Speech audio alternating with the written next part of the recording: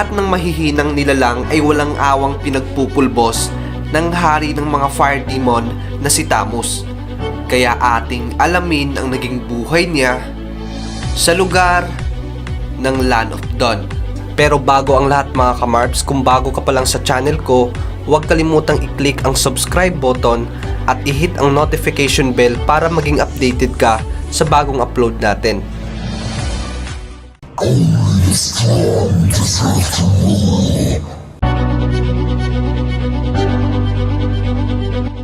Sa kailaliman ng mga kabundukan, matutuklasan ang pagkalat at paglaganap ng kadiliman na siyang naghahari sa lahat ng mga bagay na meron dito.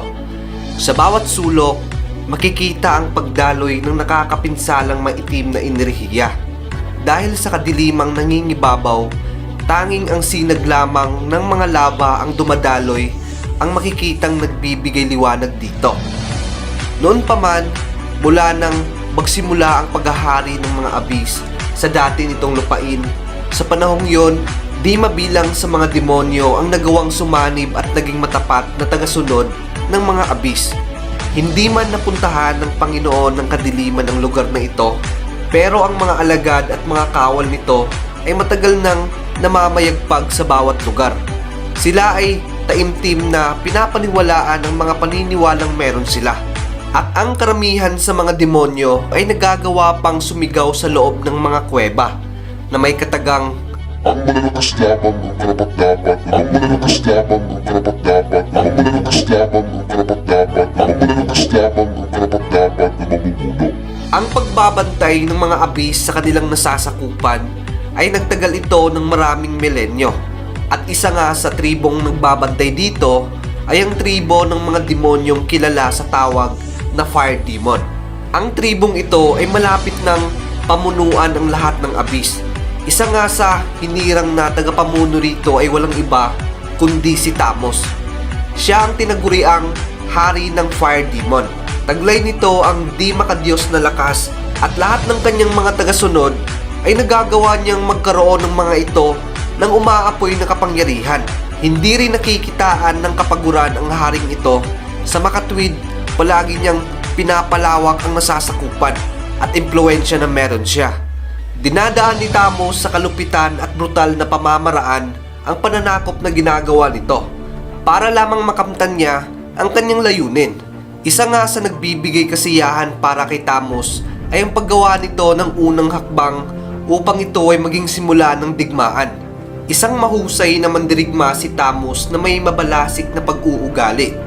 Wala siyang pakialam sa kung sino man ang masasagasaan, makuha lang ang hangad nito. Para sa kanya, lahat ng mga kalaban niya ay isa lamang mga basura na walang halaga at hindi karapat-dapat na mabuhay sa mundo. Giit pa nito, siya lamang ang may karapatang mamuno dahil taglay niya ang kapangyarihang wala sa iba. Kahit na ang mga blood demon ay hindi rin nakaligtas kay Tamus. Hindi niya matanggap ang lahi ng mga ito, pati rin si Alice ay hindi rin matanggap ni Tamus dahil sa hindi dalisay na dugo ang dumadaloy sa mga ugat nito. Ayaw ni Tamus na gamitin ang lahing ito upang utusan para isabak sa digmaan dahil alam niyang mahihina ang mga ito.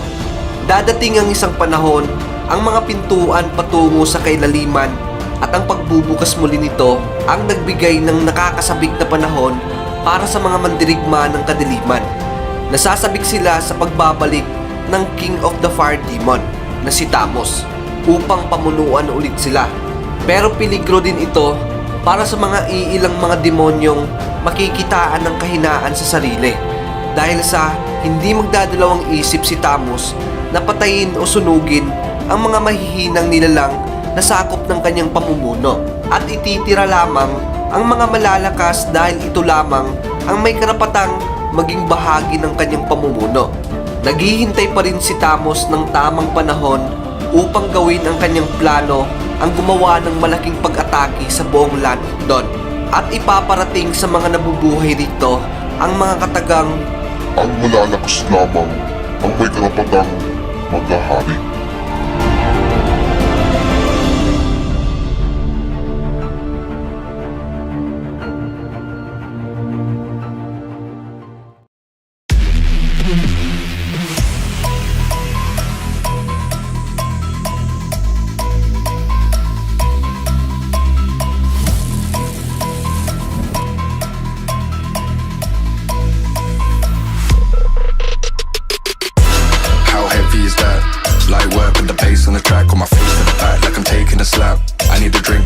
from the top. And I'm hating the slack, couple man slide around like they hate in the gaff. Please start talking that trash, cause the vibes in the front all the way to the back.